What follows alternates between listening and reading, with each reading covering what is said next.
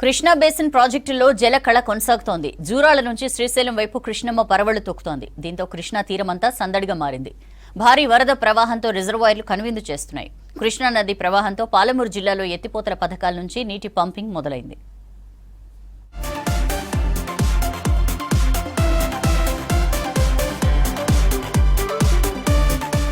కృష్ణమ్మ పరవళ్లతో పాలమూరు జిల్లాలో కృష్ణా తీరం కనువిందు చేస్తోంది. నల్లమల కొండల మధ్య కృష్ణమ్మ పరుగుల రమణీయ దృశ్యాలు పర్యాటకులను ఆకట్టుకుంటున్నాయి. సుందరమైన వాతావరణం ప్రకృతి ప్రేమికులను ఆకర్షిస్తోంది. పచ్చని నల్లమల కొండలను తాకుతూ సాగుతున్న కృష్ణమ్మ ప్రయాణం కొన్ని చోట్ల సాగరాన్ని తలపిస్తోంది. మరి కొన్ని చోట్ల ద్వీపంలా కనిపిస్తోంది. కృష్ణా తీరం పొడవున ఎన్నో ద్వీపాలు, చెంచుపెట్టలు, చారిత్రక ప్రదేశాలు ఉన్నాయి. కృష్ణమ్మ గలగలలతో అమరగిరి, సోమశిల, మంచాలకట్ట, మల్లేశ్వరం ప్రాంతాలు కొత్త అందాన్ని సంతరించుకున్నాయి.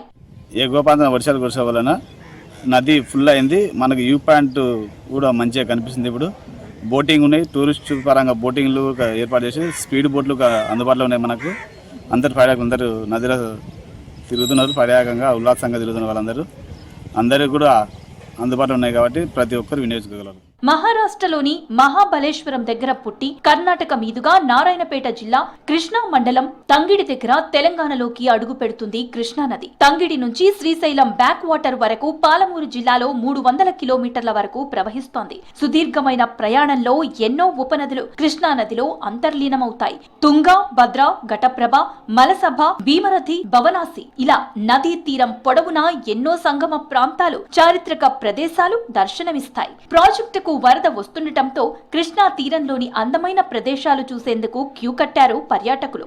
ద్వాదశ జ్యోతిర్లింగాలు 7 నదులు అంటే కృష్ణ, తుంగ, భద్ర, వేణి, మలపహాణి, భీమరథి, భవనేశ్వర నదులు కలిసాయి.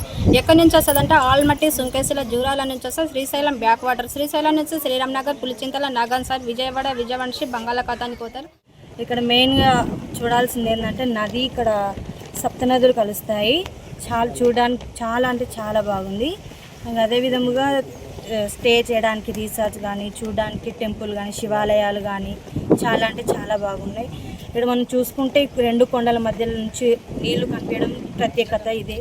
కృష్ణా బేసిన్ లో వరద పోటెత్తడంతో రిజర్వాయర్లు కలకలలాడుతున్నాయి. ప్రియదర్శిని జూరాల ప్రాజెక్టు సందడిగా మారింది. జూరాల కుడి, ఎడమ ప్రధాన కాలువల ద్వారా నీటి విడుదల కొనసాగుతోంది. 1,00,000 క్యూసెక్కుల వరద ప్రవాహంతో కృష్ణా పరివాహక ప్రాంతమంతా పర్యాటక శోభ ఏర్పడింది. జూరాలలో 14 స్పిల్వే గేట్ల ద్వారా నీటిని దిగువకు విడుదల చేస్తున్నారు. భీమా, కోయిల్ సాగర్, కల్వకుర్తి ఎత్తిపోతల పథకాలకు నీటి పంపింగ్ మొదలైంది.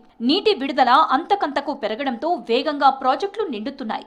ఇక్కడ కృష్ణానదిలో సప్తనదులు కలుస్తాయి. టెంపుల్ ఫేమస్ సంగమేశ్వరం టెంపుల్ ఉంది. అది ప్రస్తుతం నదిలో వాటర్లో మునిగిపోయింది. బోటింగ్ చాలా ఎంజాయ్ చేశాము. బోటింగ్ తర్వాత దేవుని దర్శనం అయింది శివాలయంతో పాటు ఇక్కడ ఉన్న ఫెసిలిటీ ప్రస్తుతానికి రిసార్ట్లు, తినడానికి ఫుడ్, ఫిష్ ఫేమస్, బాగుంది అంతా. జూలై మొదటి వారంలోనే శ్రీశైలం ప్రాజెక్టు నుంచి నీటి విడుదల మొదలైంది. దీంతో కృష్ణా తీర ప్రాంతమంతా సందడిగా మారింది.